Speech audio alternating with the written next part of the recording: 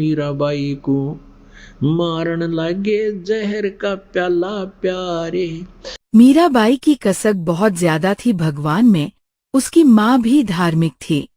माता से उसको पता चला, श्री कृष्ण जी की मूर्ति बनाकर के उसके गुणों से परिचित होकर के भगवान श्री कृष्ण को अपना इष्ट रूप में मानकर पूजा करने लगी। जब उसका विवाह करने लगे तो उसने माँ से कहा, माता, मैं दूसरी शादी नहीं कर सकती, मैंने विवाह कर लिया भगवान से। तो नहीं माना। समाज का कारण था, जबरदस्ती विवाह कर दिया। एक बहुत अच्छे नेक व्यक्ति से विवाह हुआ और विवाह के 4 वर्ष के बाद उसके पति की मृत्यु होगी।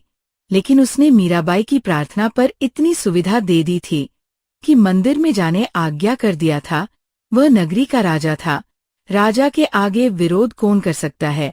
उसके साथ में 2-3 नौकरानियां बहनें चली जाती थी, तो जिससे कि दूसरे ठाकुर लोग भी नहीं बोल सके कि अकेली नहीं जाती है, 4-5 जाते हैं इसके साथ में। और फिर राजा के सामने प्रत्येक व्यक्ति कुछ नहीं बोल सकता। अब वह मंदिर जाती थी। अटूट श्रद्धा थी भगवान में। एक दिन जिस रास्ते से मीराबाई मंदिर में जाती थी, उसी रास्ते में बीच में एक गरीब की झोपड़ी थी। उसके साथ एक वन था, वहां वृक्ष था, खुला मैदान था। वहां परमात्मा कबीर जी और रविदास जी दोनों संत रूप में वहां सत्संग करने लगे।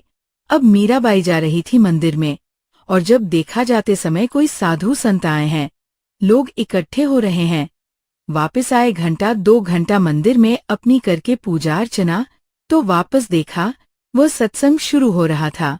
मीराबाई और सखियों सब ने मिलकर सोचा, चलो 2 वचन सुनते हैं, भगवान की चर्चा हो रही है। वह बैठ गई जाकर। परमात्मा ने सत्संग सुनाने लगा। गुण तीनों की भक्ति में यह भूल पड़ो संसार, कहे कबीर, निज नाम बिना कैसे उतरो पार। 3 देव की जो करते भक्ति, उनकी कदे ना होवे मुक्ति। भगवान ब्रह्मा विष्णु महेश नाशवान है, इनसे ऊपर कोई और परम शक्ति है। इसी तरह परमात्मा ने सारी कथा कहानी सुनाई। अब मीराबाई को तो झटका लगा, क्योंकि वह श्री कृष्ण जी की पुजारन थी। मीराबाई को बड़ा दुख हुआ। सत्संग के बाद बोली, महाराज, हमने तो यह बात कभी सुनी नहीं जो आप बता रहे हो। बेटी, जो नहीं सुनी है वही सुनाने आया हूं। जो तुमने सुना है वो लोक वेद है, दंत कथा है। यह राम कृष्ण की मृत्यु होती है।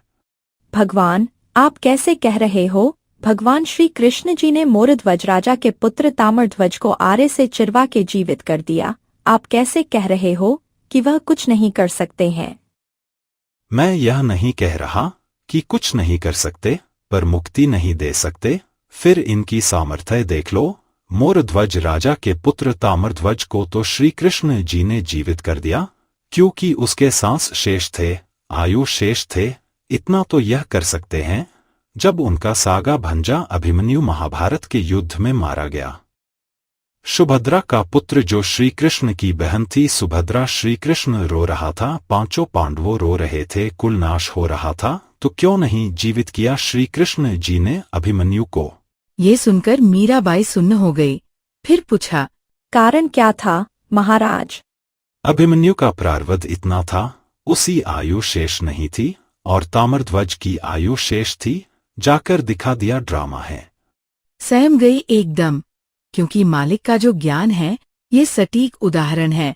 फिर दूसरा प्रश्न किया, मुझे भगवान कृष्ण साक्षात दर्शन देते हैं, मैं उनसे बातें भी करती हूँ।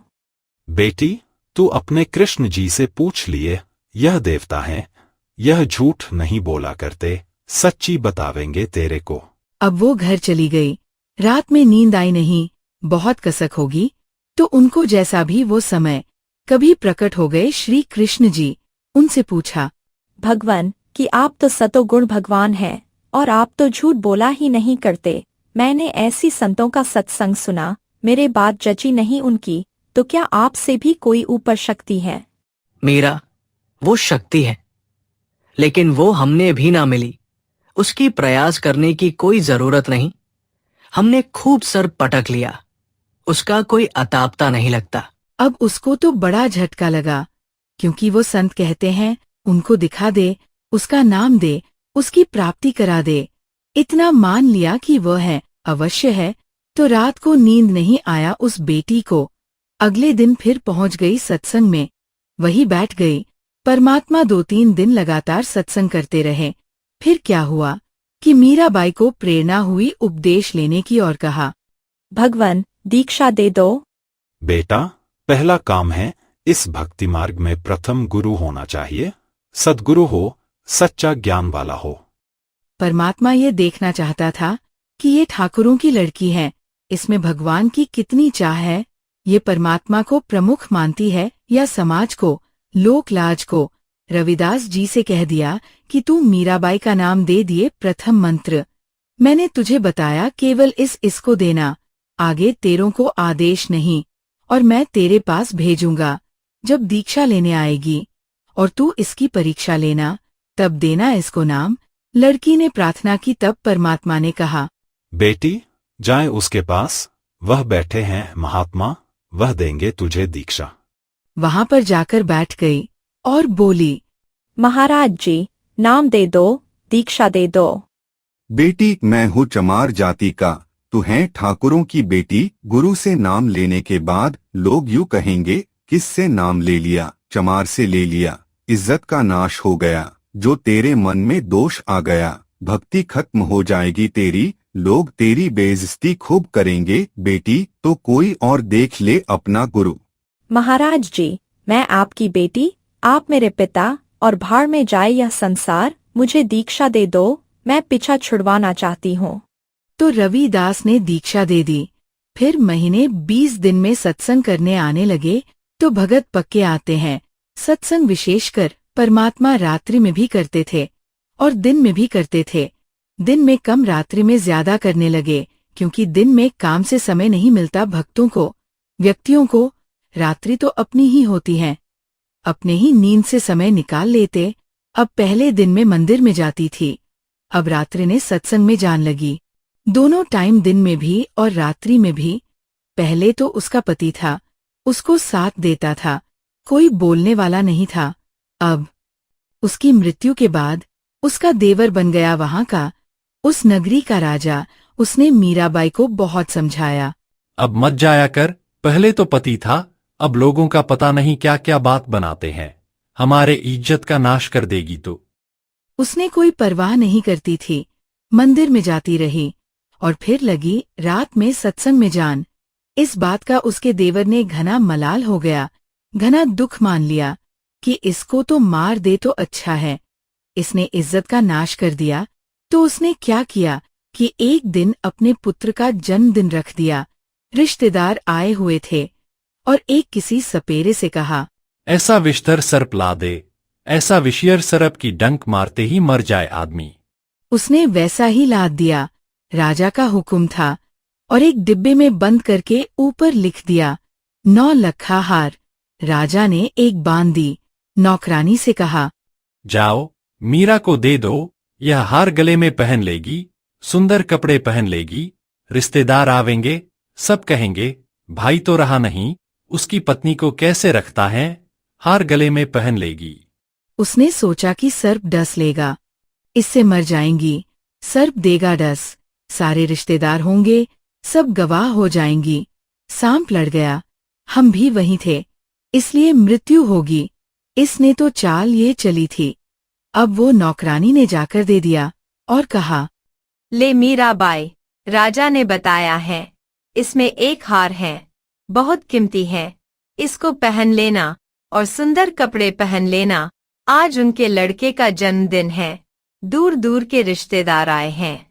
ठीक है, रख दे। अभी पहन ले। ठीक है, हम पहन लेंगे, तू जा। वह चली गई। उसने सोचा कि ना पहनूंगी तो दुखी करेगा, मेरे लिए तो ये मिट्टी है। तो धोए धाए कपड़े पहनकर वो हार गले में पहनकर बैठ गई। जहां जाएंगे सब, वहां चली जाऊंगी। 5-7 मिनट के बाद वह आया। उसने सोचा था कि मर गई होगी, देखा तो मीराबाई गले में सुंदर हार पहनी बैठी थी। उसने कहने लगा, यह हार कहाँ से लाई तू? उल्टा, मैं जानता था तू रात्रि में जाती है, यही कर्म करने जाती है। आप भी ना जीने देते हो ना मरने देते हो, आपने ही भेजा था। अब देख मुझे कलंकित कर रहे हो। मैंने कहाँ भेजा था? इस डिब्बे में अभी नौकरानी देकर गई है। इसमें क्या था? इसमें यह हार था। उसने सोचा, बांदी बुलाई, नौकरानी से पूछा। नौकरानी ने कहा यही डब्बा है, और उसके पास वस्त्र कपड़ा भी नहीं था। उसने सोचा सपेरा जादू कर गया। एक दिन उसने क्या किया, एक प्याला में विष मंगवाया और सोचा ये मरती नहीं, ना मानती है, इज्जत का नाश कर दिया, इसको जहर से मार देते हैं।